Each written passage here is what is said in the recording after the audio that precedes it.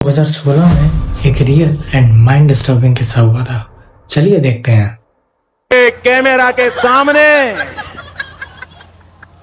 TV camera के सामने कितना लाए हो? अच्छा, लाओ लाओ, और ऐसे कुर्ते में रख देते हैं। टीवी पे देखा कि नहीं देखा आपने? और चेहरा कितना भोला भाला था, ऐसा लगता था ये तो रोज की आदत वाले लगते हैं।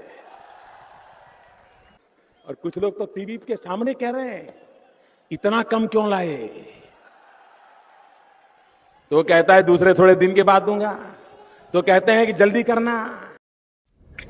Ladies and gentlemen, this is your captain speaking. Fasten your seat belt. Let's get started. नमस्कार दोस्तों, कैसे हो आप सब। स्वागत है आपका हमारे नए चैनल पर। टीजर तो आपने देख लिया होगा, अब हम आपको दिखाएंगे पूरी पिक्चर। बस बने रहिए हमारे साथ। आज हम आपको दिखाएंगे कुछ सियासी ड्रामा एंड कंक्लूड करेंगे कुछ ध्यान देने वाले फैक्ट्स के साथ। बने रहिए, कहीं जाइएगा मत। I am requesting you to stay till end of this video. In exercise of the power conferred on me by Article 164(1) of the Constitution of India, I, R.N. Ravi, Governor of West Bengal, hereby appoint Shri Shubhendu Adhikari as Chief Minister of the State of West Bengal. Signed by Shri दोस्तों, honourable governor ने शुभेंदु अधिकारी को finally appoint कर दिया है CM बनने के पद पर, और फिर उन्होंने शपथ ली। 2016 में प्रधानमंत्री मोदी जी इसी क्लिप का एक बार मजाक उड़ा रहे थे। तब करप्शन देश के लिए खतरा बना हुआ था, लेकिन अब पॉलिटिकल एडजस्टमेंट बन चुका है। আমি শুভেন্দু অধিকারী ঈশ্বরের নামে শপথ করিতেছি যে বিধি দ্বারা স্থাপিত ভারতের সংবিধানের প্রতি আমি অকৃত্রিম নিষ্ঠা ও আনুগত্য পোষণ করিব। तो अब हम देखेंगे इंडिया के राज्य कितने अमीर। वेस्ट बंगाल का जो स्लॉट है वो मिडिल टीयर है, एवरेज राज्य में आता है। इतना भी बुरा हाल नहीं है वेस्ट बंगाल का जितना टीवी पे बताया जा रहा है। बॉटम टीयर में मध्य प्रदेश, असम, झारखंड, उत्तर प्रदेश, बिहार जैसे राज्य आते हैं, जहाँ पर कैपिटा इनकम 55,000 से 1 लाख है पर एनम। जबकि वेस्ट बंगाल की हालत इन राज्यों से अच्छी है, काफ़ी अच्छी है बहुत राज्यों से। टॉप टीयर में तेलंगाना, कर्नाटक, तमिलनाडु, गुजरात, महाराष्ट्र, केरला।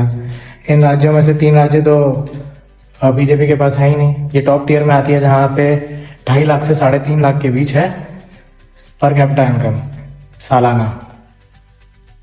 चलिए एक और कंपैरिजन कर लेते हैं उत्तर प्रदेश और वेस्ट बंगाल का।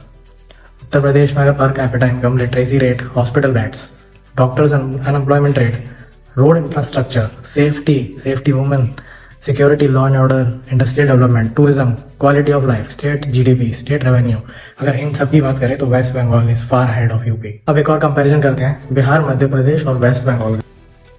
अब इसमें भी आप देखोगे तो West Bengal is far head of Bihar and Madhya प्रदेश।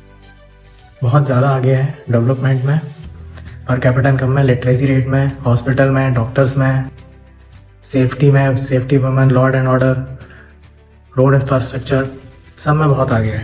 दोस्तों, अब एक टॉप टीयर और मिडिल टीयर कहें तो महाराष्ट्र और वेस्ट बंगाल का कंपैरिजन करके दिखाएंगे।